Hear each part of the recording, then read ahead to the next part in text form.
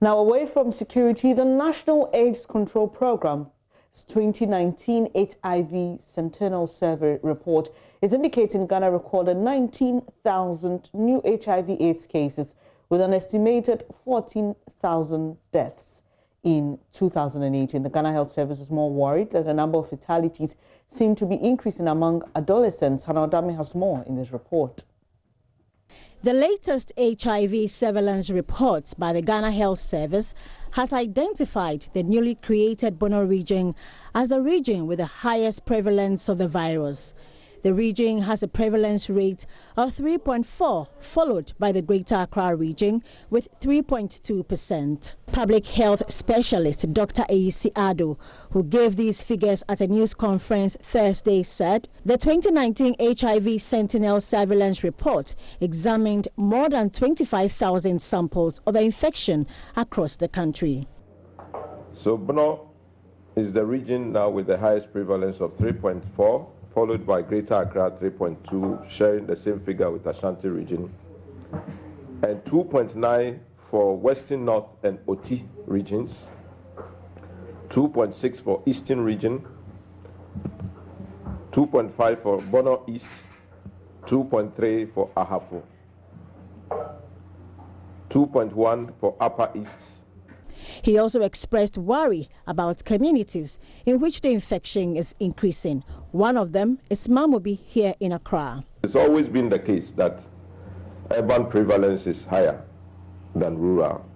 Urban is 2.5 and 1.5 for rural. And you can see that Mamobi now is the site with the highest prevalence of 4.2, and then Nkranza follows with 4.1. Dr. Ayisi mentioned targeted interventions to deal with the situation. We don't want to be general. If you want to achieve epidemic control, we have to be looking at district and smaller areas and target interventions for those areas. So there is a concept of HIV and aging, which we need to pay attention to and address. To be successful, we need to focus on some populations like the adolescents. The adolescents are dying just when they are getting to SHS and all that. Adolescents are being left behind. We need to look at both adolescents who are positive and those who are not positive. He noted the service has shifted its target for eliminating mother-to-child transmission from 2020 to 2023. The numbers of people who are positive has increased. So relatively now the target has shifted. It means that even the progress we made has suffered, so instead of beyond what we are targeted, we were doing just close to 60% for the first 90. We are not there yet. For Joy News, I am Hannah Odame. On to the phone lines, speak to Dr. Stephen Ayisi Ado for more on this. He's a manager of the National AIDS Control Program. Thank you, sir. Now, from your observations at the clinical level, what really is accounting for increasing numbers recorded among adolescents?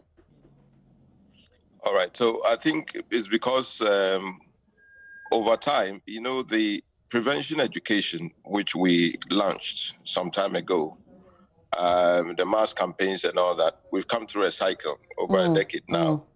In recent times, it's not been very prominent. And so the younger people, these adolescents, may have missed, that information. So it's one of the major reasons why we are noticing that. But Hello? Hi, Doc. I think the figure for adolescents 15 to 24 actually reduced from 1.5 to 1.2 in this survey, right? So it's not true that it's increasing adolescents. However, what we are saying is that we are noticing that for people, persons living with HIV, adolescents who are living with HIV, they are dying. Okay. A lot of them, we are losing them because of issues of transition. The point is that once they are born, their mothers are taking care of them and all that. But the moment they are transitioning into some level of adulthood, I mean, the young people in secondary schools, they are not on their own.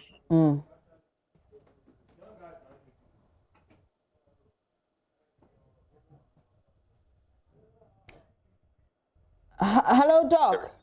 Sorry, Yeah. we keep missing points of your submission because we don't have stable network from your end. But could you say that again? If I got you correctly, it's not that we have increase in the number of infections among adolescents, it's rather fatalities. And you were just explaining that the problem could be the point of transition in the care. Yeah, the problem is transition in the care. So the care that they were getting when they were under the info control of caregivers, okay, they are losing it as they get into the schools. Okay. And in the school setting, it's not ideal for them to be taking their medication in a supervised way. And so they miss doses. And once they miss, they get fed up and sometimes they go off completely. And that leads to worsening of their clinical situation and they die. Okay. But in terms of the numbers, fortunately in this survey shows that there's been a reduction. But if you look historically in the trends, it's plateaued in terms of the numbers that we're getting. It's almost around the same level, but that should change. Okay. Because significantly, if our PMTC, elimination of mother-child transmission interventions are working, we should get fewer children who are becoming positive. Doc, and therefore who will have to transition through adolescent, stages. You mentioned that it's not ideal for them, but I'm quickly reminded of a situation when I was in high school where students were on similar medication, not antiretroviral though, but they were on drugs that they had to take either every week or every day, and they took it to the infirmary and they were supervised. So I'm wondering why this should be a difficult thing for senior high school students who may be boarders living with HIV. Okay, so thankfully in those circumstances, the educational authorities were aware and they had been trained. Okay, so but it's not in all schools that you have the infirmaries trained, the nurses and health the authorities, and that is the problem. And this is an ongoing process. We are having to engage the educational authorities to have this done comprehensively, because you will not tell where a positive person will be in a particular school. Exactly. All right. So so we need to have a general broad education for them so that they will be able to manage the circles and make provision for them in the infirmaries. All right. Yeah. Doc, you mentioned that it's possible that these children may have missed out on campaigns that were run somewhere in the early 2000s. But has the AIDS Commission considered internet-based campaigns, for example, which may not be as expensive as putting an advert on television? Because I know that funding to your outfit has also reduced significantly. So are we considering that? I dare say that young people spend more time on their phones now than even watching television or listening to the radio.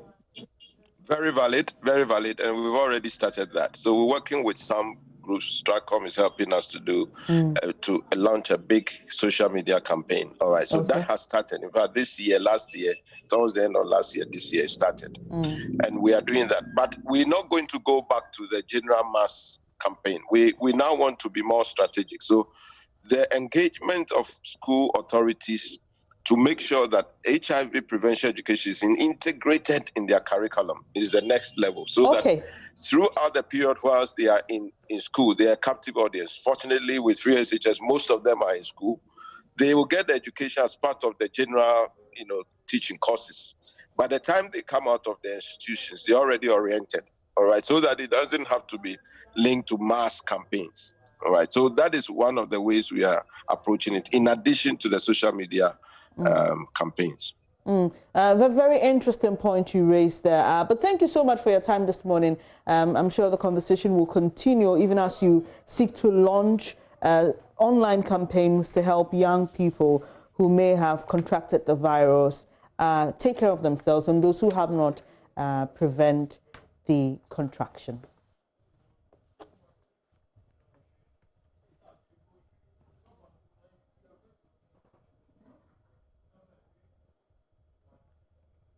Let's stay on sexual reproductive health. 1 out of every 4 children in Ghana has seen inappropriate sexual content online. That's according to 2017 UNICEF report. The finding, according to that report, can be detrimental to a child's social development if not checked.